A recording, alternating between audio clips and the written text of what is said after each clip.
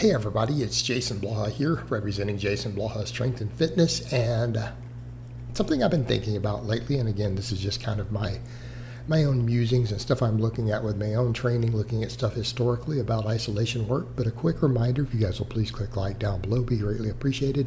If you're not subscribed or following, please do so, and if you'll be kind enough to drop me a comment down below, I'd appreciate that so much. So, something I was noting, I was looking back 2018, sometime back.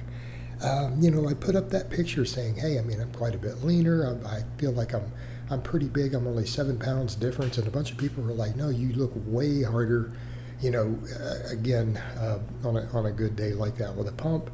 They're like, but I think your arms were bigger. And a lot of people said that. And I'm like, man, okay. I went back and was looking at what I was doing. And it's like, I was living on dips and pull-ups and lots of pressing back then. I wasn't really doing isolation work. And I went back and pulled up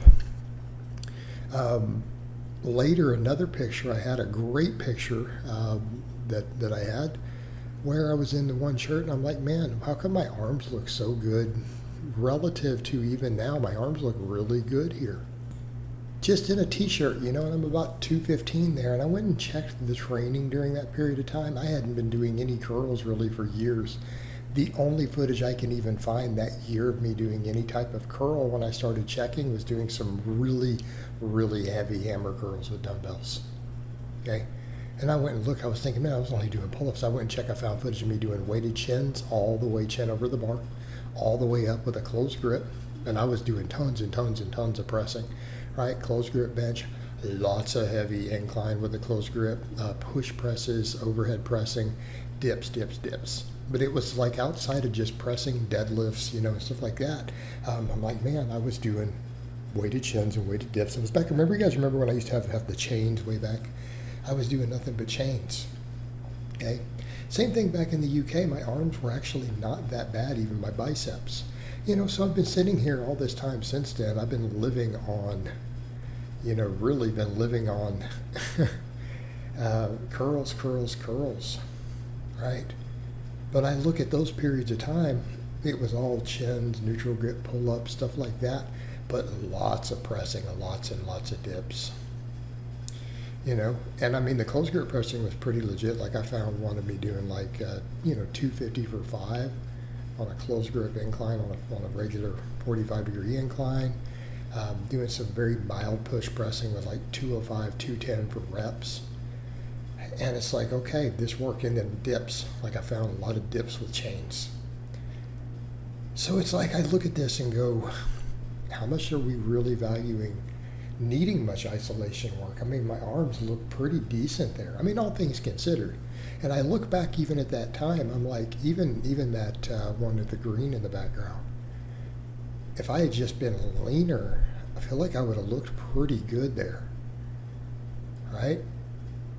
I would have looked pretty good there, and I was pretty strong even on lower body stuff. I found some stuff of me doing 530 for 5 reps on a beltless deadlift, all that strength is there. So the stuff I see, and then the same thing the other day I saw come through our feed of Menno Henselman, looking at this one study, and they compared the Romanian deadlift to a leg curl, and they determined no difference, right? When sets were taken to failure, they were looking at them and measuring with MRIs and stuff, there was no difference in the hypertrophy. And it's not like, the one head that we need the knee flexion on was suddenly growing way more on the leg curls. It just wasn't occurring. Right? Same thing we can think about triceps and all that. It's but chin-ups and pull-ups. Chin-ups and pull-ups actually hit the long head of the tricep pretty well. Dips really grow well. But even there, my triceps are pretty good. Even in that one side picture, just doing lots of dips. Dips and pull-ups.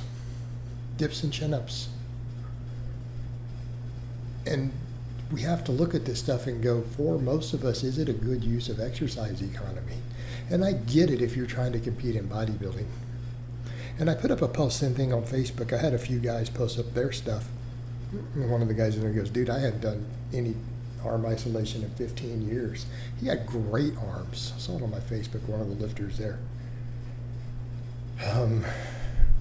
I had really good arms. I'm like, dude, I bet you those are a lean 17 and a half at least, right? Decently big guy, but not like monstrous massive. Had really good arms sitting there in a cutoff shirt, and I'm like, I'm questioning more of this as we go, right? Because again, look at that one other picture of me shirtless back there. I mean, I'm looking pretty thick, and I wasn't doing any isolation work at all that I could think of. During that time, probably nothing. Maybe a rare once a month set of hammer curls or some dumbbell extensions or something, right? But I did do a lot more overhead pressing, and it was just like my pull-ups. I was rotating different pull-ups, rotating different presses, dips with chains, but a lot of my overhead pressing was varied. Some of it was push press, some was some with dumbbells.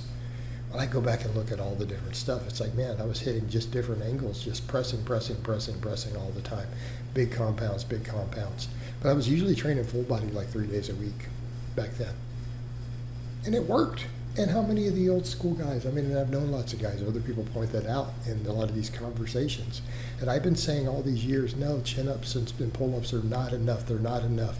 My arms didn't start growing till I did all these curls the last few years. But have they? Objectively speaking, the only curls I did back then at all that I could find anywhere was really heavy hammer curls. I'm talking 50, 55 pounders with a little bit of cheat. Probably just helped my forearms. And then we find these other studies, and definitely I've seen multiple studies showing that isolation work doesn't work muscle any more than compounds, and vice versa. Right? The growth is pretty well the same as long as it's the primary mover. And the same thing when we're like, yeah, but we have to work these certain heads. But do we? Do we really have to go, well, this one head of the hamstring doesn't get fully stimulated on a hamstring, hip hinge, but we're not really seeing it in practice, are we? Like when they go and measure later, it's not like it's underdeveloped from people who just did a hip hinge. So again, we got to wonder, what are we doing? Does the average person really need this stuff, or is it a bad use of exercise economy when they could just be getting bigger overall on the big movements? And this is what I question. And I'm not saying never do any isolation or curls or any of that when I say that, but I also wonder, since I started doing tons of supine curls, what else has happened? It seems like a lot of that is also correlated, particularly also the overuse on shins, with my loss of that overhead mobility, really tight biceps that don't fully lock. I wonder if all that supine work has created a tight bicep situation for me personally. Stuff that I've been having to think about and ponder a lot.